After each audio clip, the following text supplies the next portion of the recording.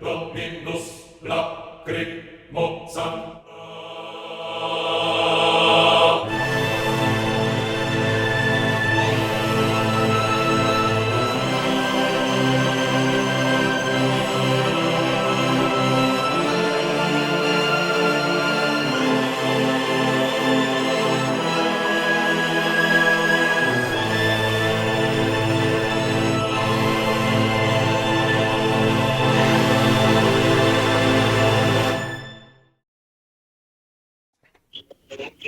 Buenas noches a todos nuestros YouTube videntes, bienvenidos una vez más a un programa de Leales y Traidores. En esta ocasión y afortunadamente volvemos a contar con la presencia de la maestra Daniela Cárdenas. Maestra, bienvenida.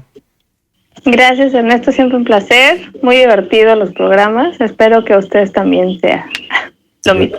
Yo creo que sí, lo estamos disfrutando todos.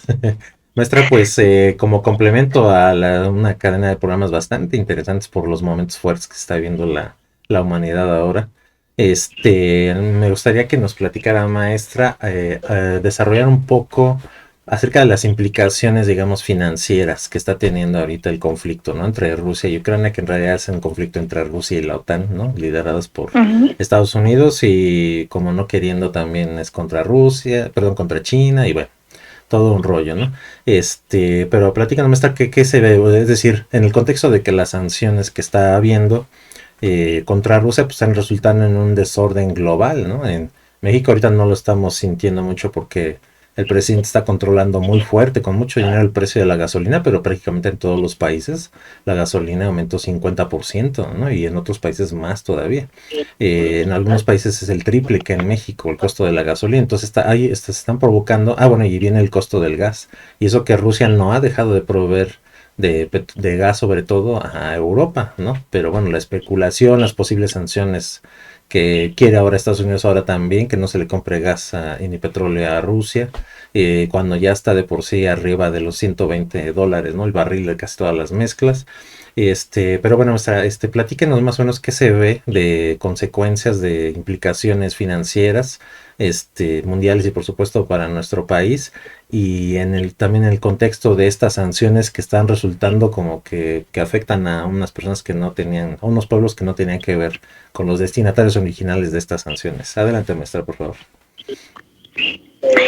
Gracias, Ernesto. Pues sí, fíjate que este es un tema que se está tratando realmente muy poco. No voy a entrar en términos técnicos porque, bueno, no quiero abusar de tu programa. Realmente es un área que también, yo creo que hay especialistas en la materia que pueden desarrollarlo incluso mejor que yo, pero bueno, tratando de centrarnos en el conflicto que está desarrollándose ahorita como tú me mencionaste, entre la OTAN y Rusia, a través de Ucrania, y bueno, qué implicaciones tienen en nuestro país. Bueno, mira, esto es un poco más complejo que la guerra específicamente. Estamos hablando que desde el 19, perdón, se estaba planteando desde diferentes escenarios una inminente crisis financiera. De hecho, hay muchos especialistas financieros que ya decían que la crisis de 2008 fue realmente la primera gran crisis financiera que no se desató en su totalidad porque el presidente Obama decidió hacer un rescate de todos los bancos de Estados Unidos que estaban implicados en la crisis. Y eso, bueno, de alguna manera frenó un poco los efectos, ¿no? Pero de alguna manera hay otros teóricos que también postulan que ese fue el primer ensayo. Es decir, desde los años 70, el mundo occidental viene arrastrando unos efectos negativos en la economía, que incluso hay historiadores que lo rastrean incluso hasta principios del siglo XX, es decir, a los albores de la Primera Guerra Mundial. ¿Por qué se arrastran estas crisis? Lo mencionó un teórico del marxismo que muchos conocen, que es Vladimir Lenin. Él habló del término imperialismo, es decir, la fase final del capitalismo. Ya a finales del siglo XX se sabía, o Marx la predijo, que el capitalismo, por su misma dinámica de agotamiento de recursos, iba a llegar próximamente a su fin. En ese momento él pensó que probablemente no tendría una subsistencia muy larga y que obviamente al final el capitalismo traería el advenimiento obligado del socialismo, ¿no? Esto de alguna manera sorprendió curiosamente o fue interpretado literalmente por muchas potencias europeas, concretamente Alemania fue una de las que tomó esa idea muy en serio y Gran Bretaña. Ellos se dieron cuenta por ser las dos potencias más importantes de ese momento. Todavía Estados Unidos no era considerada potencia como tal porque era una potencia aislacionista. Ellos estaban dándose cuenta que su economía estaba en el punto más alto, pero que probablemente por eso mismo su dinámica iba a tener que decrecer. La única manera de continuar ese dinamismo era extendiendo su dominio económico a la mayor cantidad de lugares posibles, y esto entró en conflicto justamente con las demás potencias. Ahí es que inicia la Primera Guerra Mundial. La Primera Guerra Mundial inicia por razones económicas y sobre todo financieras. Es decir, los europeos no son capaces de producir sus materias primas, pero necesitan de alguna manera convencer a los países que en donde las materias primas son abundantes de que sus materias no valen nada y que por lo tanto tienen que darles precios de miseria, y para ello primero buscan dominarlos, después mantenerlos como satélites y bueno, finalmente destrozar sus economías, destrozar sus gobiernos para volverlos vulnerables y hacer la rapiña más fácil. Pero de alguna manera los recursos se agotan. Y no solamente los recursos, se agotan las economías y también se agotan las mismas civilizaciones que los producen. Y esto es lo que estamos viendo. Estamos viendo lo que en los 90 se llamó una crisis de las civilizaciones, pero no como lo presentaban en los 90 Samuel Hunchik, sino realmente un agotamiento del mismo esquema de rapiña de las potencias europeas. Si tomamos a los países del norte de América como países predominantemente de cultura europea, pues entonces podríamos hablar de un agotamiento del mundo occidental, o por lo menos del mundo europeo, que también se traslada a América, ¿no? ¿Qué pasa con este agotamiento civilizatorio? ¿Es un agotamiento de recursos? No. Por más que digan en muchos medios quieran difundir el terror de que estamos ante la posible escasez de recursos, esto es falso. A pesar de la gran cantidad poblacional que ocupa el mundo, recordemos que la mayor parte de la población está concentrada en lugares muy específicos y muy concretos. Hay muchos espacios de terreno que están vacíos incluso y que todavía poseen fauna silvestre y muchas fuentes de alimentación. Entonces, ¿en qué estriba la crisis económica? La crisis económica estriba en que justamente los países tercermundistas están no solamente despertando, sino que están de alguna manera imposibilitados ya de seguir manteniendo a las colonias sin ellos mismos caer en un colapso. Las potencias ya no tienen el equipo militar suficiente. Recordemos que las mismas ojivas nucleares tienen añísimos acumuladas en las bases donde las tienen guardadas. Y muchos teóricos incluso postulan que quizá ya ni siquiera sean servibles. Entonces, ¿en qué estamos hablando? Estamos hablando de un agotamiento de una propaganda de poder, de una amenaza militar, de una amenaza nuclear que ya no tiene razón de ser, en la cual se ha tratado de obtener de otros su riqueza, dejando de producir en terreno propio. Y eso es lo que está agotando ahorita Europa y Estados Unidos. Son países que desgraciadamente consumen más de lo que producen y que no pueden producir si no obtienen las materias primas de fuera. Pero ¿qué pasa con esto? Que hay procesos como la contaminación, procesos como el agotamiento de las siembras de los mismos productos, ciertos mecanismos occidentales que han agotado ciertas formas de desarrollo, ciertas formas de explotación, no todas, pero sobre todo han creado una creciente o más bien una decreciente confianza en estos países como centros civilizatorios, como centros de paz y como centros organizadores del mundo. Ya nadie cree que Estados Unidos o que algún país europeo pueda ser un faro cultural respetable. Han perdido su respetabilidad. Y bueno, en cuestiones financieras concretamente, la crisis del 2008 puso en evidencia la debilidad de todos los bancos occidentales y sobre todo de los bancos europeos y estadounidenses. Lo que no salió a la prensa fue que no nada más Lehman Brothers iba a quebrar, sino prácticamente toda la banca mundial occidental. ¿Esto qué quiere decir? Que la mayor parte de los bancos le habían prestado a otros bancos sin fondos de la manera más absurda posible, simplemente basados en una teoría estúpida llamada neoliberalismo, donde se confía en la nada, es decir, en la famosa mano invisible que regula el mercado, ¿no? ¿A quién pertenece la mano que mece la cuna? A nadie. Y muchos teóricos más sarcásticos hablan de que la mano invisible es Dios. ¿Qué onda? Solamente Dios puede regular la economía. Habida cuenta de que los socialistas no creen en Dios, estamos hablando de un ateísmo franco. ¿Quién regula el mercado? Nadie. Solamente el mercado literalmente es un anarquismo desenfrenado en el cual no hay nadie que pueda poner una lógica ni poner un freno que no sea el responsabilizar de la culpa a todos los ciudadanos que pagan los impuestos. Es decir, lo que dicen en algunos frentes es privatizar las ganancias y socializar las pérdidas. Eso es una crisis.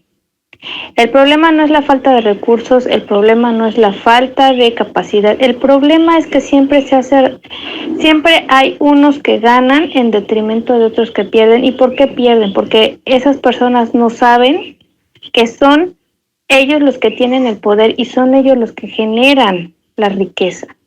No saben que son ellos los que tienen el derecho de negarle a esa gente que ha jugado con su dinero, exigirles que ellos paguen sus deudas y que no sean ellos los que se vean empobrecidos a través de mecanismos políticos mediante los cuales se establece un organismo intermedio llamado Congreso y un ejecutivo que es el que dicta no dicta, pero de alguna manera ejerce esas políticas en las cuales siempre se rescata a los que más estupideces hacen. Eso es básicamente una crisis financiera. Entonces, lo que tenemos que decir aquí es que el 2008 fue un pequeño ejercicio de lo que ahora se está llamando como la gran y real crisis financiera. Es decir, dejar caer a todas las economías por culpa de los malos manejos bancarios, no de ahora, no del 2008, sino de prácticamente un siglo entero. Se ha tratado de detener con pincitas un capitalismo que ya para los finales del siglo XIX ya estaba la creación de un bloque socialista no hizo más que detener un poco esa caída gracias a la dinámica prolongar la dinámica de guerra. Es decir, frente a una amenaza de un enemigo siempre presente, se puede crear políticas mediante las cuales los impuestos vayan directamente a las compañías armamentistas y a ciertas economías, todas ligadas a la economía de guerra, para mantener una economía ficticia en la cual no se están produciendo ni productos alimenticios ni cosas de primera necesidad, sino simplemente retroalimentando a los ricos de siempre, que solo dan a los pueblos migajas a través de ciertas ayudas sociales. Entonces, este mecanismo, ¿por qué ya no funciona? Porque la gente ya no lo cree. Y no solamente la gente ya no lo cree, sino los gobiernos de ciertos países han decidido que esa rapiña ya es imposible. Y cuando ya la credibilidad no es unánime, entonces empieza ya no puede haber un consenso para tapar esta gran rapiña, y como esto sale a la luz, entonces de alguna manera los países que han hecho esta rapiña se ponen de acuerdo y deciden provocar una crisis con un pretexto ficticio, gracias al cual la gente no tenga que enterarse que ellos son los mismos que le están creando a propósito. A colación vienen todos los planes que se desarrollaron desde los años, por lo menos desde los años 80, de cómo enfrentar esta crisis de manera paulatina y cómo se ha ido desarrollando a través de crear guerras ficticias en las cuales se ha promovido la idea de que es por el petróleo, de que es por el ataque de las Torres Gemelas, etcétera, etcétera, etcétera, cuando lo único que se ha provocado es tratar de evitar en lo posible que la gente se entere de que no hay dinero en las arcas de los bancos centrales. Los bancos centrales de todos los países están llenos de papel moneda que no está validada con ningún metal, con ningún bien material que esté ya dentro del poder de esa gente. Estamos hablando de que no hay oro, de que no hay petróleo, o por lo menos no en las arcas de los gobiernos, y sí en las arcas privadas. ¿Esto qué quiere decir? Que a lo largo de más de 100 años se ha pasado la riqueza de las naciones a manos privadas, y de esas manos privadas a manos de ciertos banqueros que tienen el monopolio de la riqueza mundial. No estamos hablando de teorías de la conspiración, estamos hablando de lo que muchos economistas hablan como el poder de los fondos de inversión que están haciendo la rapiña del siglo. No estamos hablando de un país en particular, no estamos hablando de un pueblo en particular, estamos hablando de un puñado de personas que llevan haciendo este plan de dominio mundial a través de las finanzas desde hace quizás siglos, y que en este momento en particular están provocando esa caída para acusar a los gobiernos de lo que en realidad ellos están orquestando desde hace muchos años. Es decir, no podemos ahorita ya hablar de que es Estados Unidos, de que es la OTAN, de que es algunos de los gobiernos europeos, Rusia, China, etcétera. No se trata de las naciones, se trata de una organización financiera que dicta las pautas políticas y las invasiones a los países de acuerdo como le interesa manejar la bolsa y las acciones que le dan ese poder. Pero efectivamente hay muchas naciones, gracias a Dios, en este contexto, como por ejemplo es el caso de México, como es el caso de Rusia desde hace muchos años, de China también. Hay muchos países africanos también que se han dado cuenta que justamente el poder de esos fondos de inversión lo tiene el hacernos creer que nuestros recursos no valen y que tenemos que venderlos al mejor postor lo más rápido posible para conseguir migajas. Nuestra riqueza son nuestros recursos. Por eso, de alguna manera, ahorita la lucha que están dando los países con ciertas políticas alternativas está siendo aquellos países en que están buscando la seguridad de sus naciones. Recordemos que siempre lo que argumenta Estados Unidos es que todo lo que hace es por motivos de seguridad nacional. Bueno, pues los países ya se dieron cuenta que también ellos tienen derecho y obligación de velar por su seguridad nacional. Y velar por su seguridad nacional es asegurar su seguridad alimentaria, asegurar su seguridad energética, lo básico para sustentar a su población en el momento en que una economía se desintegre. No es que va a acabar el mundo, no es que va a haber una guerra nuclear, no es que se va a acabar la civilización en el entendido del mundo se van a terminar ciertos acuerdos internacionales mediante los cuales ciertos países ganan y ciertos países pierden. Esperemos que ese fin de estas organizaciones mundiales sea una oportunidad que agarren los países por separado para poder tomar las riendas de sus propios recursos y de sus propias fuerzas internas y puedan por fin volverse los creadores de su propio destino. Está en la mesa dada para eso. En un momento de crisis, los bancos han sido rescatados porque los gobiernos han sido llevados y financiados por esos mismos fondos de inversión. El lugar más donde más se ha evidenciado es en Estados Unidos, donde prácticamente todos los magnates financieros dan dinero tanto al Partido Demócrata como al Partido Republicano. Es decir, ya ni siquiera la política puede influir en el destino de un país gobernado por un fondo de inversión o por varios. Entonces, ¿qué estamos diciendo? Que el poder de un grupo financiero estriba en que la gente crea que esa gente tiene algo que decir con respecto a su política y a su seguridad. Si un Estado toma las riendas de sus finanzas, como es el caso, y no nada más exclusivamente, de ciertos países socialistas o de ciertos países nacionalistas, es el momento que más temen justamente estos grupos de inversión. ¿Por qué? Porque ellos no pueden obtener riqueza de un papel moneda, necesitan intercambiar su papel moneda por un bien físico. Y el bien físico lo tenemos las naciones, ellos solo tienen el papel moneda. El oro no se puede comer, el petróleo no se puede vestir. Son materiales que no tienen un fin en sí mismos más que el que le demos nosotros con base en nuestra supervivencia.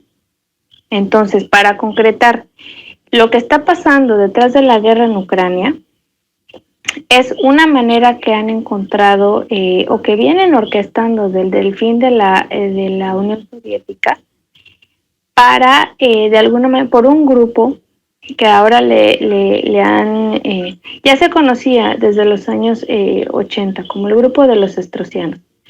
Se les conoce el grupo de los Straussianos porque son un grupo de acólitos de un filósofo alemán que se exilió de la Alemania nazi, que llegó a la Universidad de Chicago, y este filósofo judío formó a varios, en su momento, varios filósofos que eran judíos, pero judíos que venían de Rusia, de los programas rusos que nacen ya en Estados Unidos, se forman mediante se forman curiosamente se forman en los grupos trotskistas cercanos a Trotsky, porque recordemos que León Trotsky era judío, que eran principalmente socialistas, pero que frente a la desilusión ante el experimento stalinista, se desencantan del socialismo y se hacen neoliberales. Lo que plantea Leo Strauss,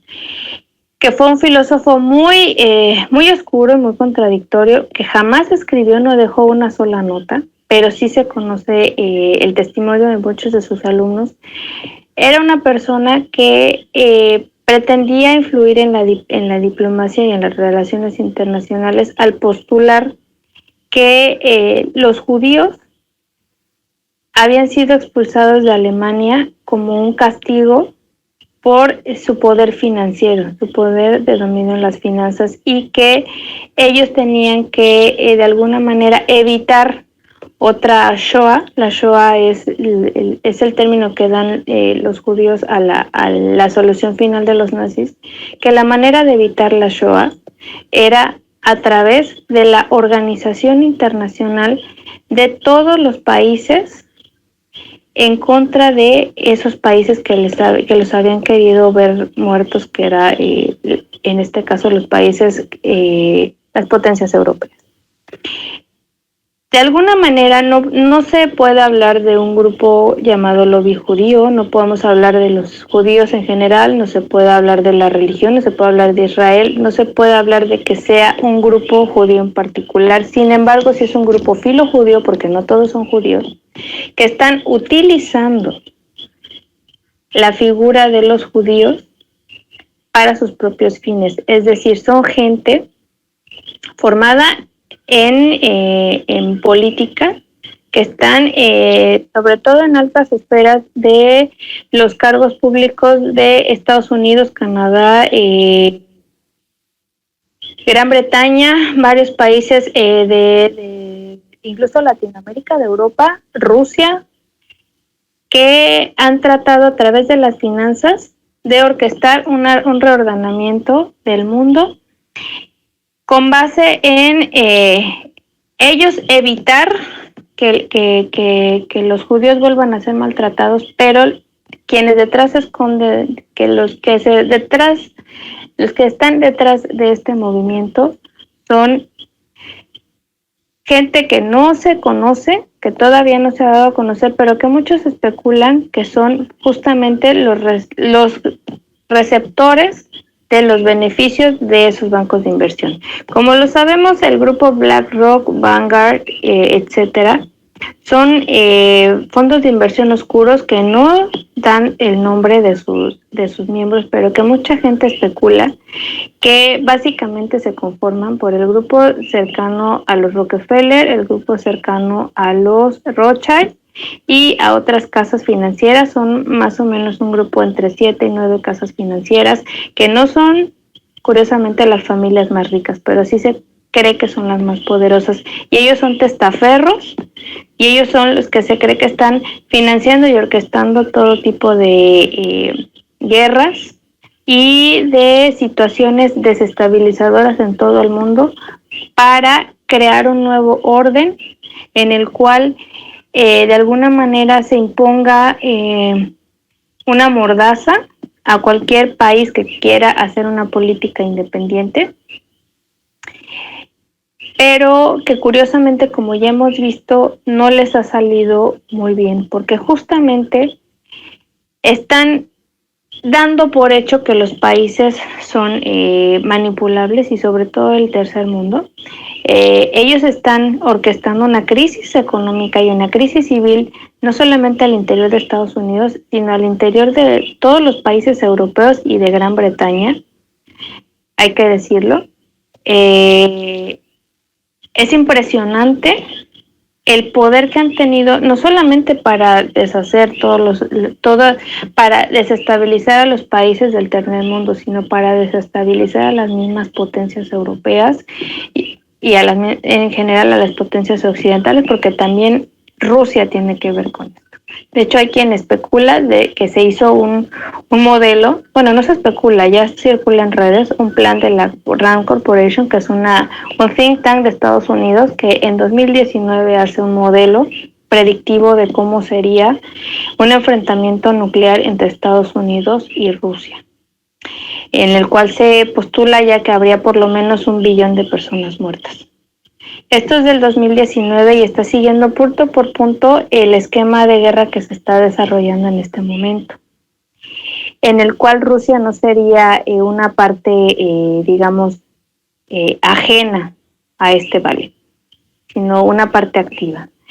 Se sabe que Vladimir Putin también forma parte de un grupo selecto de líderes que fueron formados desde los años 90 por lo que después se conoció como el Foro Económico Mundial, alrededor de las figuras de Klaus Schwab, y que Putin también fue entrenado por el mismo Henry Kissinger como nuevo líder de Rusia.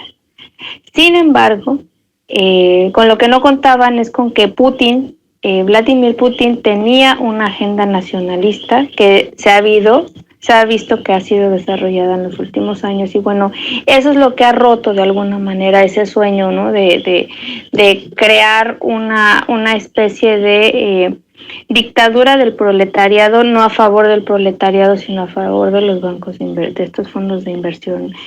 Y esto es lo que lo hace más interesante, porque muchos de los actores de este ballet han jugado a favor del ballet durante muchos años y de repente deciden seguir su propia agenda.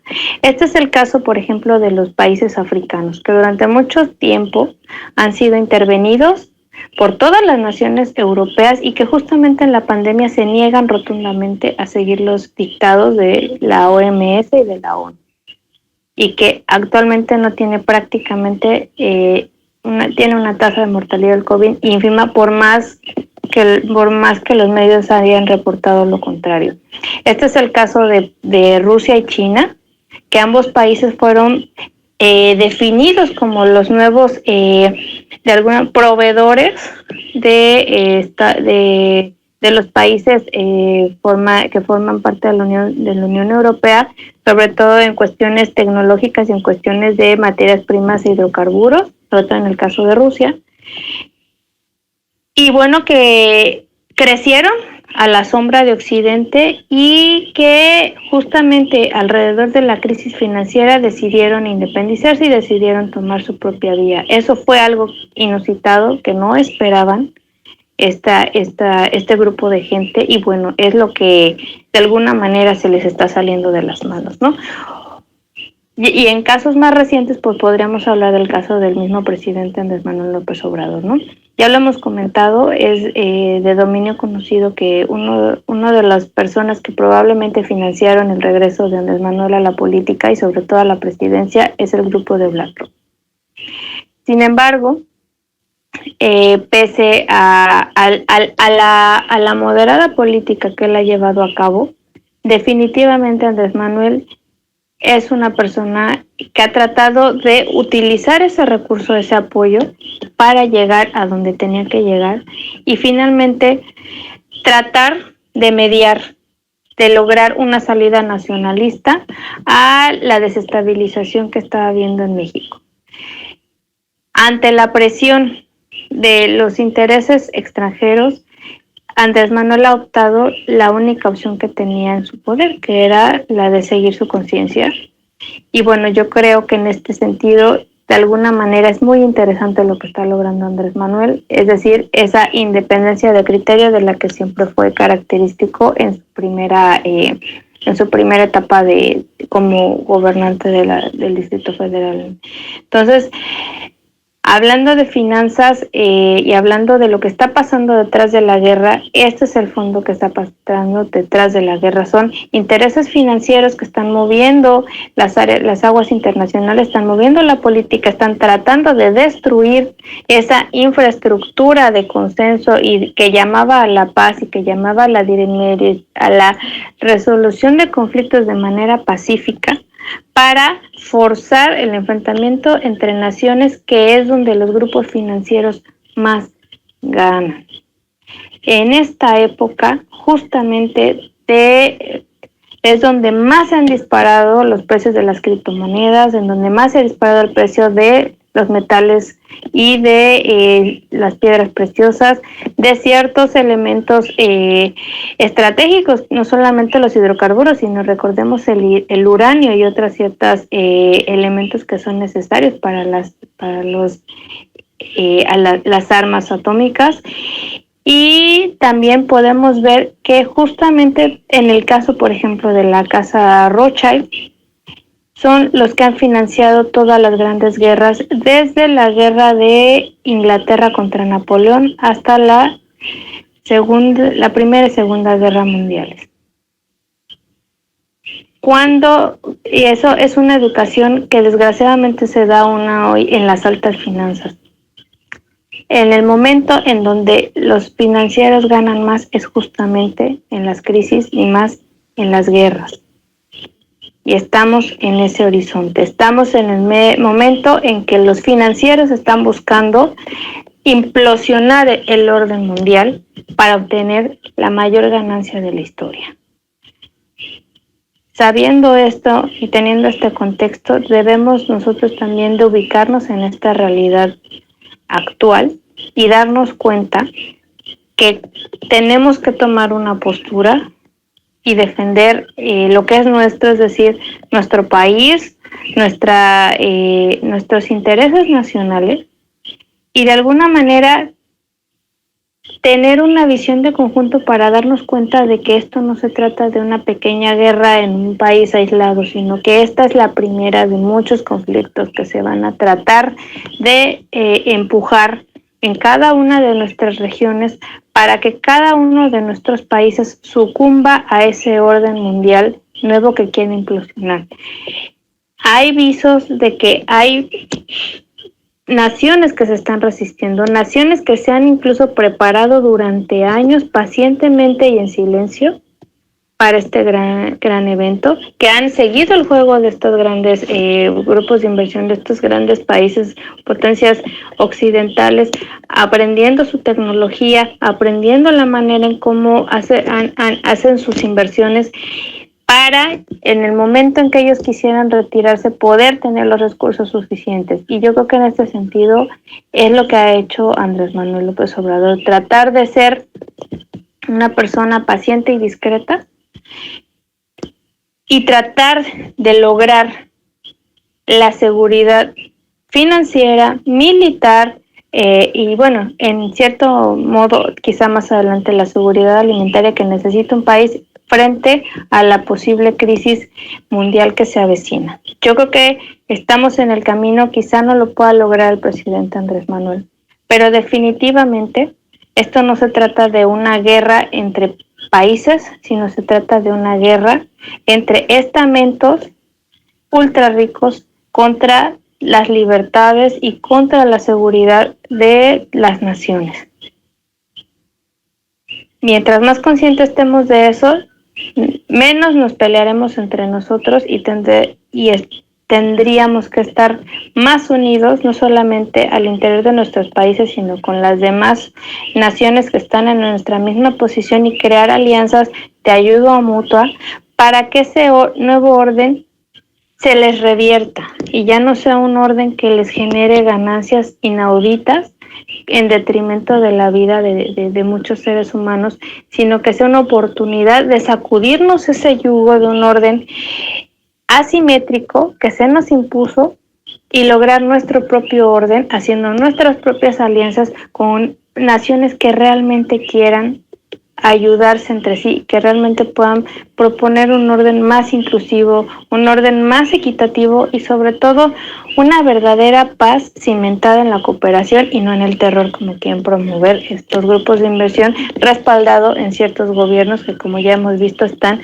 a punto de implosionar. Maestra, en ese sentido, en las implosiones, digamos, ¿qué tanto se pueden dirigir, no? Ya nos mencionó usted ahorita que, ¿no? A través de las alianzas entre gobiernos, en cuanto a producción, probablemente a lo mejor algunos gobiernos cercanos, por ejemplo, puedan producir algo que nosotros no tenemos y viceversa. ¿Realmente se puede controlar esta implosión y que se les revierta? O nada más estamos hablando, por ejemplo, de una disminución del impacto, ¿no? Porque finalmente manejan unas cantidades tan grandes, ¿no? Que pues casi doblan a cualquiera, ¿no? Y pueden arruinar a cualquiera, incluso si un político tuviera su estabilidad financiera, digamos, pues estos grupos pueden estarle, ¿no? Dando guerra hasta que sus compañías quiebren, ¿no? O sea, realmente se puede aspirar, digamos, o sea, es plausible aspirar a que esta implosión, o sea, es decir, es una crisis que ellos tratan de capitalizar como una ganancia o es simplemente un plan de ganancia, o sea, es decir, hubo realmente una crisis primero como para que sea algo que podamos utilizar para que a ellos se les cargue en vez de a nosotros, ¿no?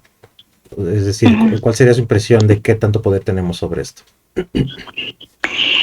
Esa pregunta que acabas de hacer es crucial. ¿Realmente existe una crisis? No. Realmente no existe una crisis. ¿Y por qué no existe una crisis? Porque seguimos aquí en el planeta, seguimos vivos. O sea, cuando tú financias o tú quieres ganar, obtener una ganancia, por ejemplo, tú quieres apostar en una pelea de box, no te conviene que al boxeador al que le estás apostando muera. Claro. Lo que quieres es que caiga o que gane. Y si gane, pues tú quieres que siga peleando hasta que pues encuentres uno mejor.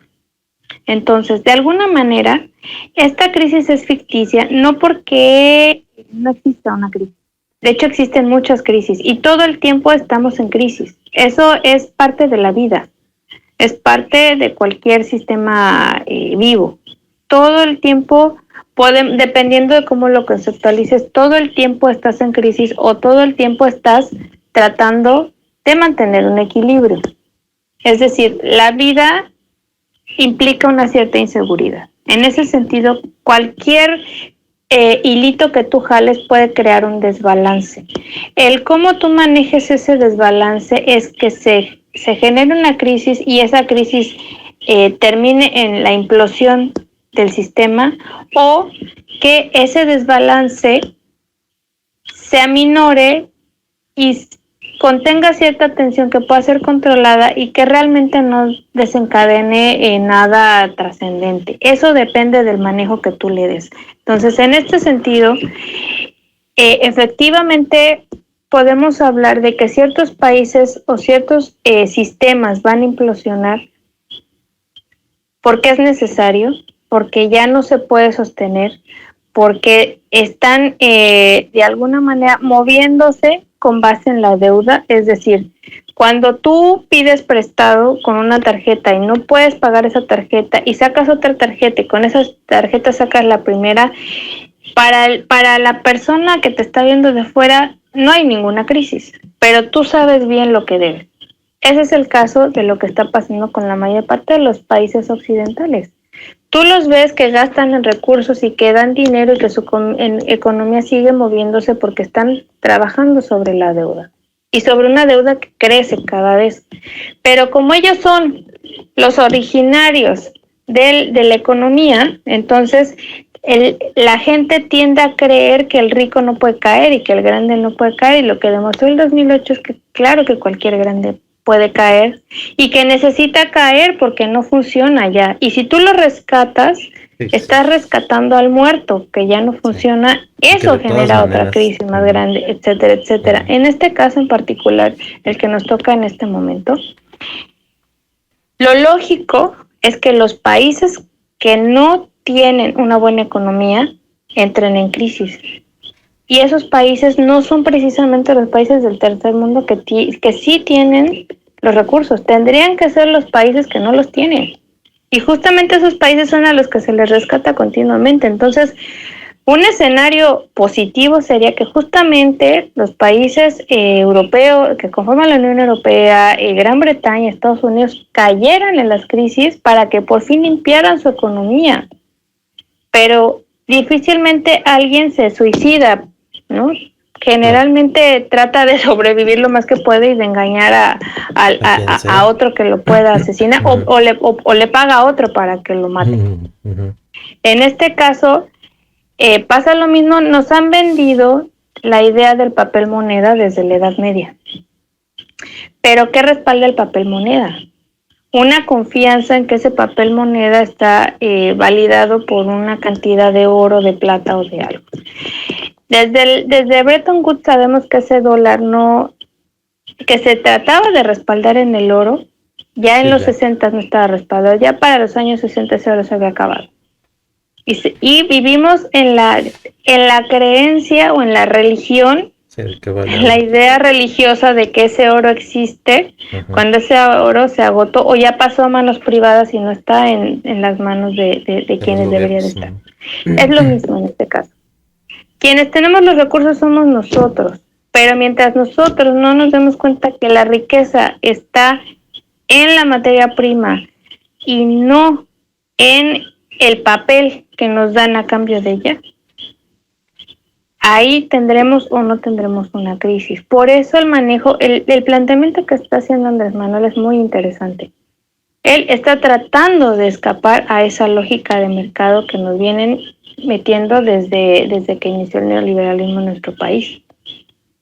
Nosotros podemos vivir sin oro, claro que sí, porque el oro no lo necesitas para la vida.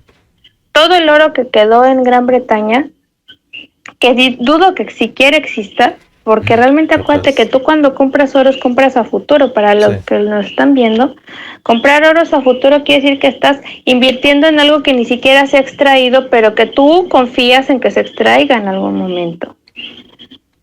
No hay oro físico ya no se puede decir dónde está, ni si está siquiera en Gran Bretaña. La milla de oro sabrá Dios si ya tiene oro. Son creencias, son especulaciones, es creer en los ángeles y es creer en Satanás.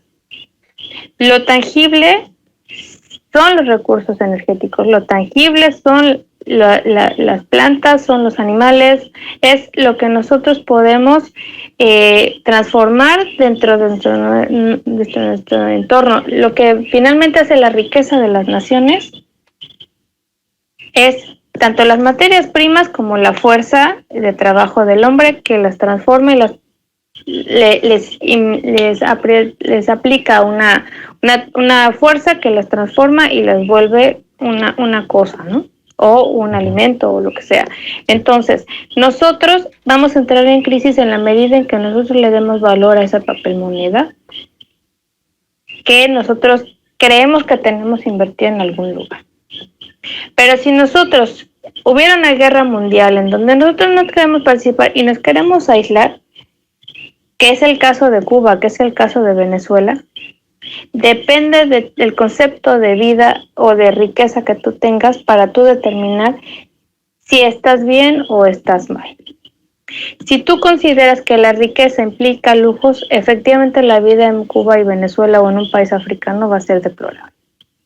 Pero si tú consideras que una vida buena es tener por lo menos lo básico, cuando otras personas no lo van a tener, es decir, los europeos que están en pleno invierno y quizá estén a punto de perder el gas que los caliente, o que llevan prácticamente un año con ese miedo de si tendremos o no tendremos gas, de la gasolina, si tendremos y que si podremos pagar la luz. Eso es una crisis, porque ellos sí no lo tienen, ellos dependen de otra gente, ellos son los pobres, nosotros no. Y de ahí está el que si nosotros entraremos en crisis o no. Nosotros estamos en crisis en nuestro país, depende del concepto que tengamos de estabilidad, de crisis y sobre todo un concepto que nos vendieron a los mexicanos gracias a un concepto que se creó en el 2001 con respecto a Afganistán. Ese concepto de Estado fallido es un concepto creado. Ningún Estado es un Estado fallido porque funciona. Sí, ¿cómo se funciona? Funciona, hay una economía, la gente come, se mueve, que no tenga un cierto estándar que es impuesto por una civilización occidental es diferente, pero recordemos que el bienestar occidental depende de explotarnos a nosotros. Desde saquear otros. Entonces si tú te pones a pensar que un emperador como Moctezuma pues realmente dormía en una cama plana o en el piso y tenía a lo mejor una vestimenta rudimentaria, pero emperador de hombres y tenía una ciudad magnífica. Los conceptos de riqueza cambian con la cultura y cambian con el tiempo. Pero yo creo que en este momento en particular, yo creo que el tener asegurado lo básico que necesitas para subsistir es lo que te va a dar la fuerza como país y sobre todo el tener a todos tus ciudadanos integrados, tener a todos tus ciudadanos de alguna manera sensibles a un momento en el cual lo más importante no es tener el televisor o el celular de última generación, sino tener para comer, tener para moverte, tener a tus seres queridos sanos, lo básico. Creo yo que ahí estaría en donde realmente puedes o no resistir una crisis. Claro, nosotros más que otros países tenemos mucho con qué resistir, pero el problema es que lo valoremos. Claro, pues digamos que la parte del enfrentar una crisis financiera viene por enfrentar a la cultura prevaleciente, ¿no? Claro, finalmente es parte de lo que yo creo que está tratando de enfrentar Andrés Manuel de una manera silenciosa, ¿no? O sea, sin tantos pavientos y sin tanta, quizá A lo mejor eso es un defecto que ha tenido que yo te he señalado fuera del aire, ¿no? Esa falta de propaganda de lo que está haciendo hace que la gente no sepa que lo está haciendo o por qué lo está haciendo. Y eso a lo mejor crearía menos conflictos y menos roces, pero es evidente para los que sabemos un poco de política internacional y de finanzas y de cómo se mueve realmente la riqueza, es que no hay mayor riqueza que lo que te permite garantizar tu subsistencia. Si tú tienes lo básico, de ahí puedes crecer o hacer lo que a ti se te pegue la gana, o incluso aislarte y no tener nada que ver con el mundo, siempre y cuando nadie te ataque. Claro, sí, sí, sí. La capacidad de tu poder, literalmente, segregarte del mundo y de poder tener y subsistir, esa es la mayor riqueza. Eso, ojalá sobre eso pudiéramos construir más, pero tenemos las bases. Tenemos la infraestructura, por lo menos la infraestructura natural, que es lo básico, ¿no? Sí, sí, sí. Entonces no necesitamos de que nos financien, no necesitamos de, a menos que le demos el crédito. Muchos teóricos de la economía, la economía heterodoxa maneja eso. El poder del dinero está en la confianza que tú tienes en que ese papel sí se puede traducir. Se va a traducir en un intercambio. Si ese papel deja tener confianza como el rublo en su momento en la Unión Soviética, sí, sí. Pues efectivamente hay una crisis. ¿Por qué? Porque el rublo era valorado por el gobierno del Politburó. Entonces el valor del papel moneda se lo da un gobierno siempre y cuando tú tengas los recursos suficientes, que es el caso que Venezuela no previó. Que Venezuela pensó que con la renta petrolera iba a poder financiar su consumo interno, pero no fomentó la iniciativa privada para poder mantener ese nivel mínimo que necesita una sociedad para subsistir, o sí lo tuvo, pero no fue suficiente para la élite que ya estaba acostumbrada a un nivel de vida mucho más desahogado. Entonces, ¿Venezuela ha resistido? Claro que sí. Venezuela ahí sigue. Y siguen sus ciudadanos y seguirá por mucho tiempo. Entonces, el concepto de crisis que nosotros tengamos es el concepto que nosotros vamos a ver como bueno o malo en una economía. Yo creo que en este caso, los movimientos que ha hecho el presidente, bueno, en general el gobierno de la Cuarta T, ha sido tratar de no enfocarse tanto en los niveles de la economía ortodoxa neoliberal, sino en los niveles de alguna manera sociales, ¿no? De calidad de vida. ¿Qué garantiza la calidad de vida? Finalmente, que tú seas una persona feliz. Sí. Y no vas a ser una persona feliz nada más por tener un celular. Si no tienes por lo menos un trabajo que te guste, servicios, en general, ¿no? O sea, tienes que tener índices también de calidad de vida para poder tener una noción de por lo menos de un estándar de calidad de vida que sea decente. Ok, maestra, pues muchas gracias. Yo creo que a lo mejor rescatando digamos, de las partes, ¿no? De las que más me han llamado la atención, perdón, es esto, ¿no? De que a lo mejor si nos enfocamos culturalmente primero a nivel de supervivencia y de suficiencia de lo necesario para subsistir, probablemente esa perspectiva nos ayude a enfrentar mejor incluso hasta nuestra confianza, quizás hasta en los papeles moneda, ¿no? Mientras podamos comprar nuestra comida, tengamos nuestro trabajo, nuestro transporte, a lo mejor no nos vamos a poder comprar el celular más caro del planeta, o a lo mejor no vamos a poder traer Ferraris, pero mientras esté lo básico, como sea, esas tormentas pasan, ¿no? Y finalmente algún día vuelve a haber la oferta o vuelven a bajar de precio y así, ¿no?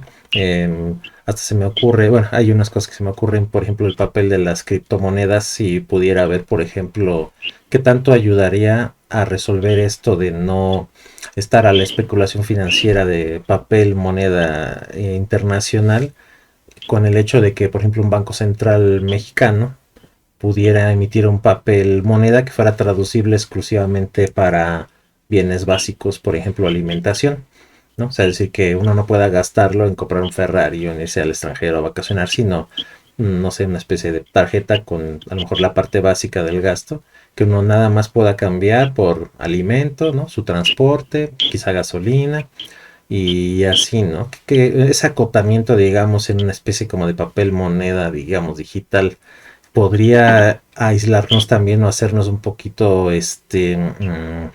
autosuficientes. Pues mira, justamente ese tipo de intercambios que tú propones, de hecho, son una realidad en la mayor parte de los países de las potencias occidentales, ¿no? Estados Unidos tiene lo que le llaman los food stamps. Ellos tienen, es una tarjeta y ahorita, antes eran unos, literal, unos Anaqueles. papelitos, ahora Ah, son tarjetas de débito, ujú. en la cual se te deposita una cierta cantidad que tú puedes intercambiar solamente por productos de alimentos, ¿no? Canasta básica y que obviamente te permite sobrevivir, ¿no? Y en Europa es lo mismo, eso es un hecho desde los años 60, creo que forma parte de la affirmative action y efectivamente es lo que también se lleva a cabo en países socialistas, o sea, eso no tiene nada que ver con la ideología, no tiene que ver, como tú dices, con garantizar un mínimo de ingreso básico y yo creo que eso también era un poco en la época del prismo cuando lo que representaba la CONASUPO, ¿no? O sea, ese garantizar por lo menos a los niños la alimentación básica, que era un vaso de leche y a lo mejor unas galletas o algo, algún carbohidrato y algo de grasa, a lo mejor una palanqueta o algo así, como mínimo, y no es porque no se le pudiera dar más, lo que pasa es que tiene mucho que ver, te digo, cómo se organice la economía, porque por ejemplo, en las épocas más álgidas del narco en Veracruz, donde finalmente la gente pues era extorsionada prácticamente por cualquier cosa, ellos mismos desarrollaron una economía de trueque. Y eso se ha verificado y también mediante las mismas radios comunitarias. Unitarios. Ellos llegaron a desarrollar sistemas locales de moneda en la cual se emitía por esa misma comunidad un cierto papel moneda que podía hacer intercambio por productos y en un momento dado hasta el mismo trueque, ¿no? Literal, volver a la economía básica. Esa Ujú. es la base de la economía, ¿no? El trueque.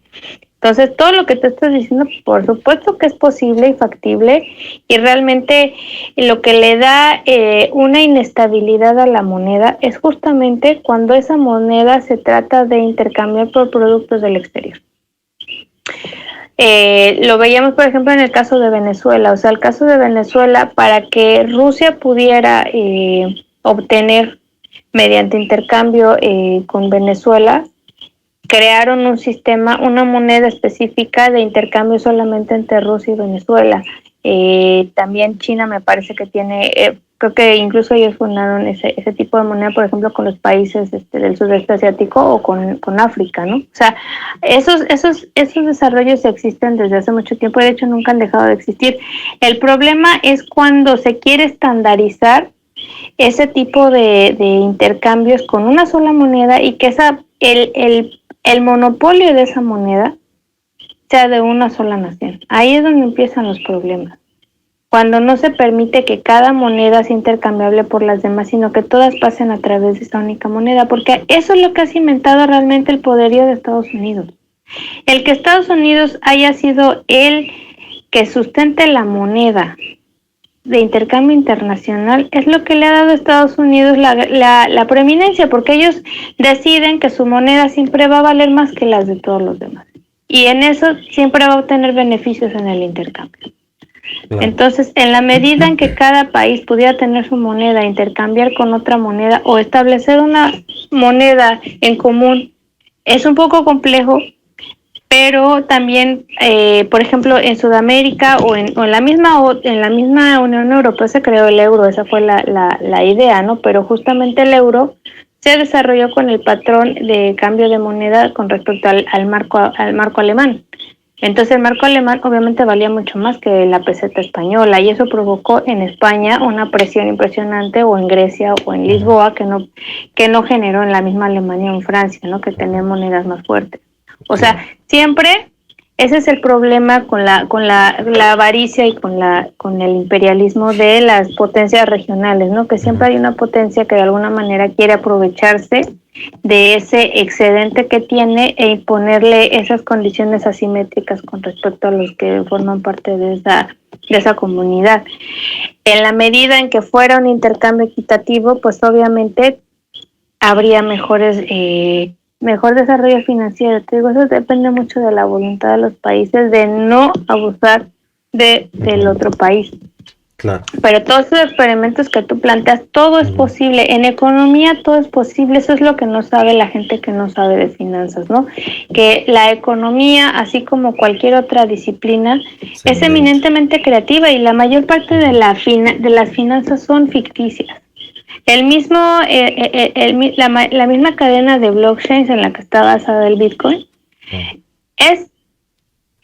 son números, no es nada, es algo a lo que se le está dando un valor y es algo que no existe en la realidad, no es algo ni siquiera tangible, por lo menos todavía un billete o una moneda todavía tiene cierto grado de materialidad, ¿no? Pero si la gente cree en eso y le apuesta a eso e invierte esas monedas que sí son físicas en un número o en un código que no tiene ningún valor físico, pues ahí ya empieza lo que le llaman en economía una estafa Fonzi. O sea, tú llamas a otros para que inviertan en lo tuyo y esos que llamen a otros, pero el que pierde siempre es el último en invertir.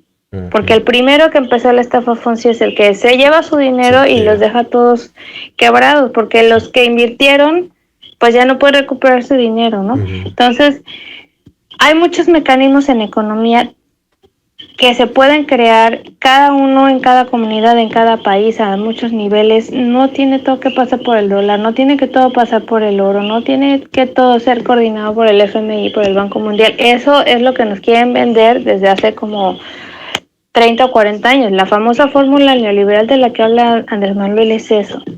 El empujarte que si no pasas a través del dólar, entonces tú no vas a poder ser una nación rica y próspera. Eso no es cierto. O sea, la Unión Soviética no cayó. La Unión Soviética se implosionó por malos manejos dentro del Politburo, de corrupción interna, más que por malos manejos en la economía. Eso es lo que no se conoce en Occidente. O sea, realmente el país que iba a caer era Estados Unidos. Estados Unidos iba a caer en el 73. Por eso es que recurren al petrodólar.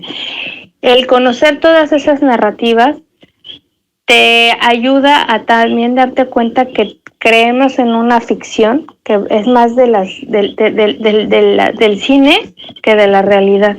Estamos confiando en cosas que no existen y estamos entregando cosas físicas a cambio de ficciones.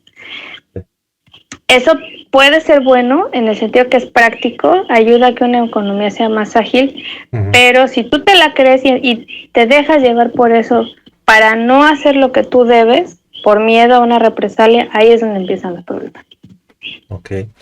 Bueno, maestra, pues ha sido muy interesante. Creo que sí tenemos que continuar con ese tema de las finanzas porque ya estamos hablando, ¿no? De darle valor a abstracciones, ¿no? Cosas como quizá darle valor a las palabras, quizá como el intercambio del lenguaje y el valor que le podamos dar. Bueno, cuánta cosa no podríamos pensar al respecto.